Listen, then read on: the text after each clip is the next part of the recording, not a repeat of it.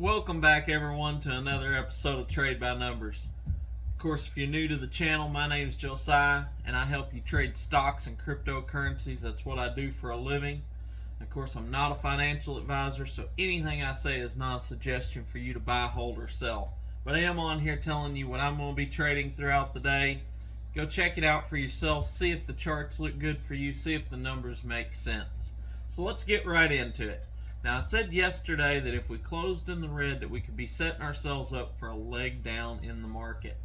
And looking at the pre-markets, I definitely think that's still holding true. The Hong Kong markets was down about 2.5% across the board, and we're down almost 0.75% in the S&P 500 in the pre-market. Got a lot of red on my screen, got some green on my screen, and just kind of been going through the market today. And we're still holding some positions from yesterday.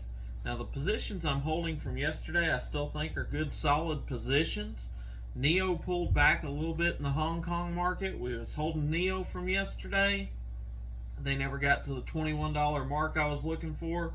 Guess I should have sold out a little bit earlier because now they're only about $20.30 in the Hong Kong market. However, we bought in under 20 down at $19.90, which I think was a great buy-in price.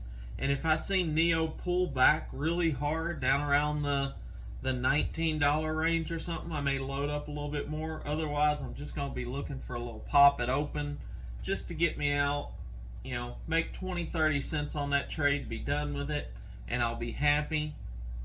It'll be a nice little return, and then I can rotate into something else.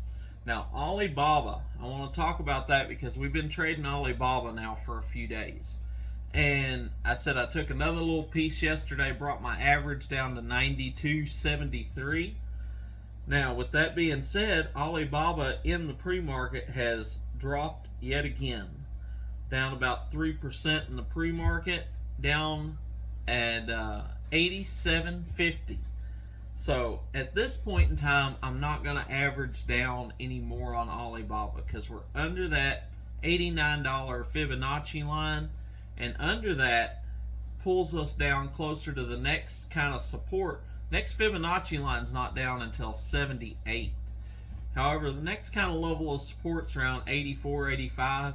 So we get down to around $84, $85. That's where I'll look at taking my next full position in and bringing that average down. I'm not going to bother up here at the $87 mark. So that's just something you can watch. If you got into it, you're looking to average down. I wouldn't average down right here personally. I'm going to let it come on back. If it's going to, I want it to come on down around the 84, 85 level. That's where I want to take my next position. And if it goes the other way and just starts going up, then we're going to be making profit pretty soon anyway. So that's what I'm going to be looking at for Alibaba. And oil has dropped just a hair more. However, I'm still expecting impp to be trading between that 38 to 42 cent range. So I did take an average down already this morning in the pre-market. It's still down right around 39 cents. I took a position yesterday at 40 cents.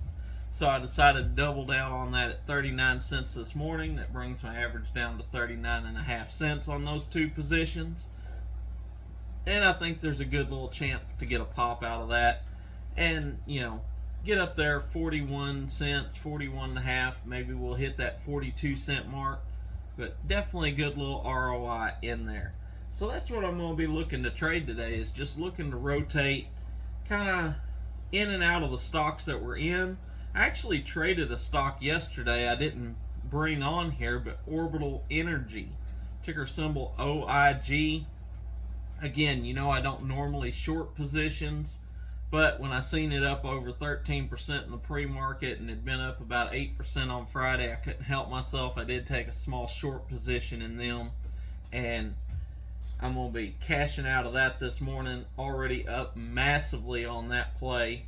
So if that was something that you had on your watch list that you come across, my hat's off to you. It wasn't a recommendation. I just want to see if you're out there paying attention. So I'm going to be looking to get out of that I shorted it over 70 cents, already down to 65. Probably going to be looking to get out at around 61, 62, which I don't think will be a problem today, especially if the market does continue to sell off the way I'm expecting. But that's kind of what I got for you. Crypto. Go ahead and touch on crypto, because we may be seeing our first buying opportunity for crypto in just a little while. We got Bitcoin coming down a little bit, but we have Ethereum coming down a whole lot more. Now, about 2 weeks ago, I did a deep dive on Ethereum.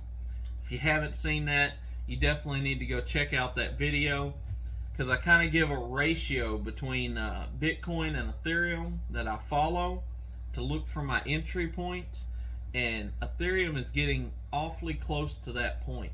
As long as the Bitcoin's holding up around where it is now at 22.8 range, I'm going to be looking for Ethereum to get down around 15 and a quarter.